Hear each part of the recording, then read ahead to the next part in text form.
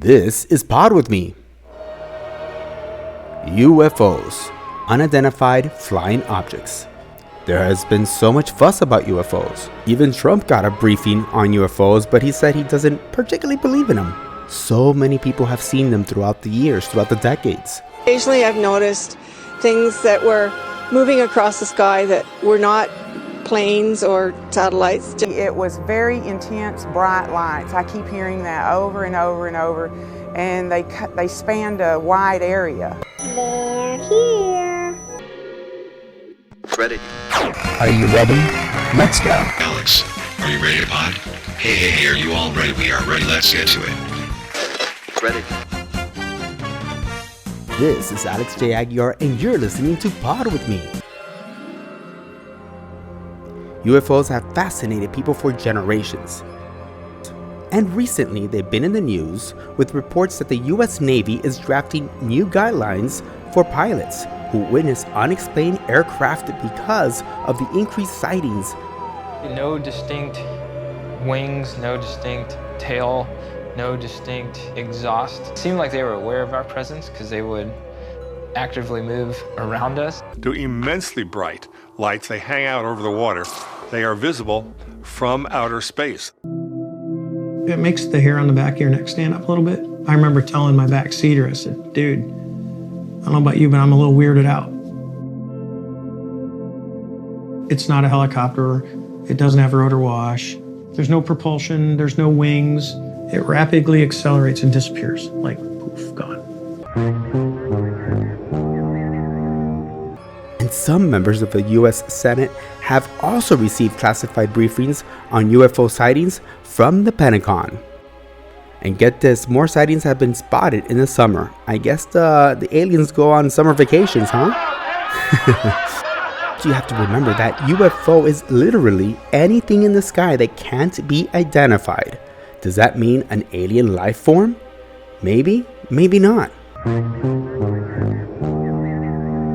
Even the United States Navy doesn't say that outright. It actually hedges its bets. It says these are unidentified aerial phenomena or UFOs for any other. They're not actually saying extraterrestrial. They're saying, let's take a good look at this. And I think as a scientist, we have to acknowledge this, that it's time to take a closer look. There's enough good reports by good observers. One would argue that pilots are pretty decent observers. If they're saying something they can't explain, maybe it's time to take a closer look. And so why? I mean, because as you study this, and in some of the things that these Navy pilots have said is they're looking at an object that is going down very, very low and then shooting up very, very high, unlike anything they've seen. I mean, you're saying we should be paying more attention, but why haven't we, though? Well, that's a good question. I think there's a stigma that's still attached to UFOs. But, the United States Air Force finished its UFO study back in 1969 and 70. We haven't really had much input of what's going on. And now we have these Navy reports. In Canada, we actually have a better record of UFO sightings. We have a fairly good record of things going back many, many years. In fact, just this past year, we've had UFO reports by pilots. So I think some people are taking a closer look, and I think maybe the United States Navy has decided maybe we should take a look at this too. So should we be asking ourselves, is there something more out there beyond the planets, beyond the black holes? And I know we're investigating other universes, but perhaps there are other beings out there. Maybe they think we're the aliens. Also, we have this innate question asking, are we alone in the universe? And we've just seen Thanos almost destroy the universe. So, maybe we're so used to seeing aliens that it's time to say, hey, are they really here? And it's time for science to take a closer look. I think it is well beyond the Guardians of the Galaxy. That is for sure. Chris Rutkowski, science writer and UFO specialist. How far away are we talking here? Like, what is the closest that intelligent life could currently be, based on how much we've scanned the universe so far? So we do, one of the revolutions of the last 10, 20 years in astronomy has been the discovery of all of these planets in our solar neighborhood and beyond. The galaxy is about 100,000 light years across, to give you some sense of scale. And we have surveyed fairly well within about, I'd say, 2,000 light years of the sun, looking for planets. And we now know that most stars have planetary systems around them.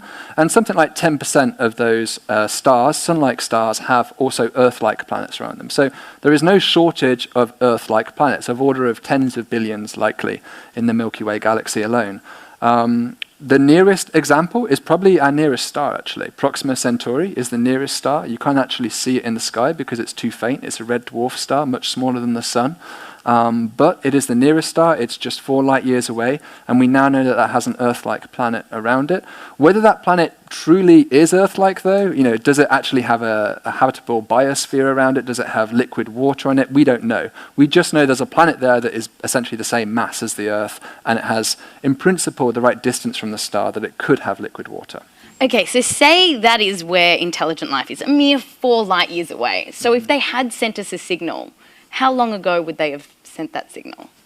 So if they're continuously broadcasting it, then we would be able to see it at any time. All we'd have to do is just look up, and we'd be able to see it. But when did they make the call? It would be 4 years. I mean, if it's 4 light years, then radio, just like light, travels at the speed of light. So it would take 4 years for backwards communication. So every text message we would send them, there would be, essentially we would send it. It would take 4 years to get there, then another 4 years to come back. So it'd be an 8-year turnaround time on communication for us to get a reply when we send a message back. So that makes it very possible that we could have a little nice back and forth. But what happens if intelligent life is thousands of years away? Thousands of light years away? Yeah, that's when it gets hard. And this is where METI, the messaging aspect is somewhat limited, because we've only been producing radio waves for, 100 years, would you say, something like this? So only 100 light year bubble around the Earth actually would be aware of our radio transmissions. Everybody else in the Milky Way, up to 100,000 light years away, they might be able to tell there's a habitable planet here, but they wouldn't know that we were producing radio waves because there hasn't been enough time for those radio waves to have reached them yet. So certainly when you look at the grander scale of the Milky Way, it's a very limited volume of the Milky Way that would certainly know that we were producing radio emissions.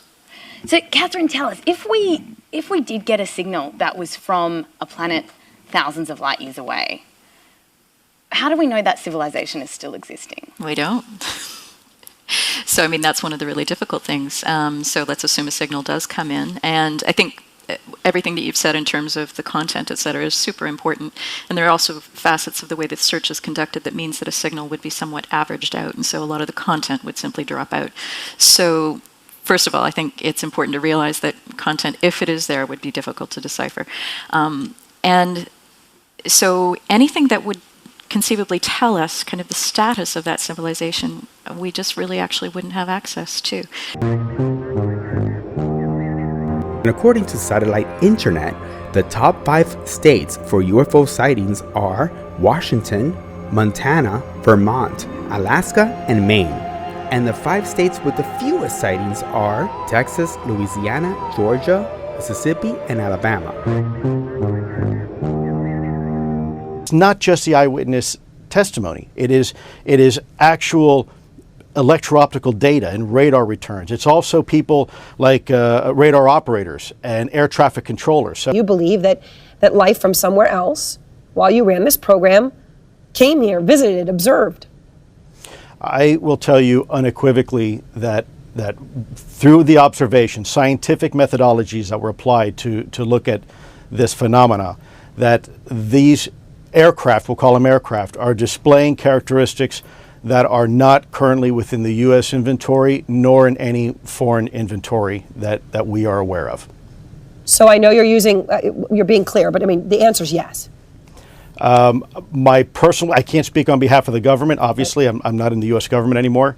My personal belief is that there is very compelling evidence that we may not be alone. My twin brother Jack and I and 2 of our friends went on a camping trip and canoe trip to Baxter State Park in northern Maine. The 4 of us decided to do some fishing out on the lake, so we piled into the canoe. After we made a great big bonfire so we'd be able to find our way back. We were out in the water just a few minutes, and Chuck saw this huge sphere of light.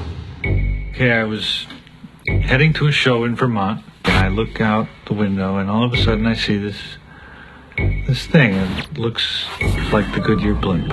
And these lights started flowing over it, and it's not a blimp. Driving toward the farm about 5 miles away.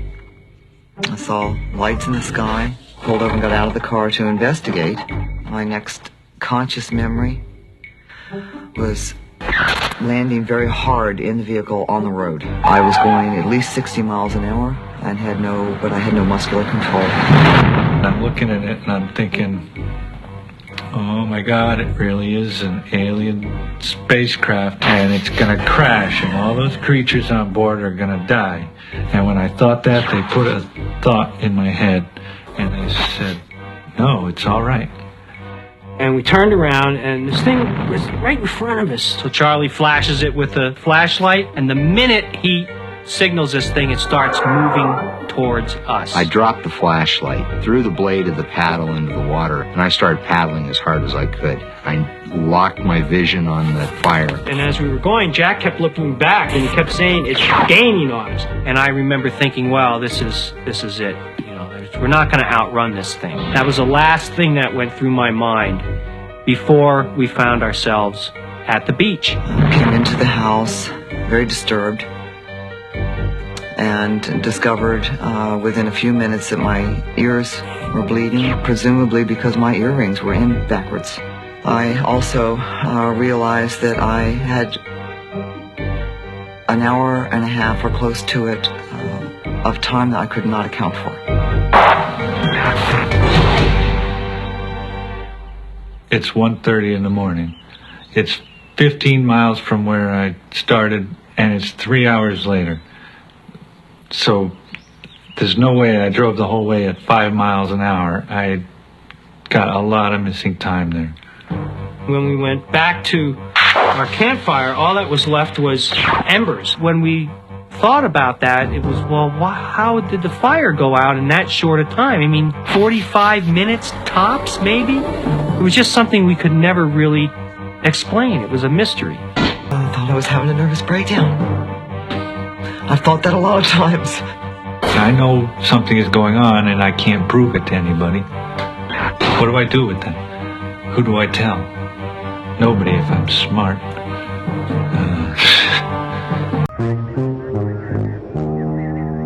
If you're a fan of Aliens, the movie, Sigourney Weaver had this to say when she was asked if she believed in aliens. Yes, I hope so. I would assume they'd come to my house. So do you think they're real? I just thought it was very interesting because it's been in the news lately, and I hope you've enjoyed this special episode of Pod With Me. For more on Pod With Me, you can go to alexjaguiar.com. There, you can discover what platform works best for you to listen to the pod. And please follow us on our social media. On Instagram, we're Pod With Me. And on Facebook, we're Pod With Me AJA. This is Alex J. Aguiar, and until next time, don't fall off the pod. Credit.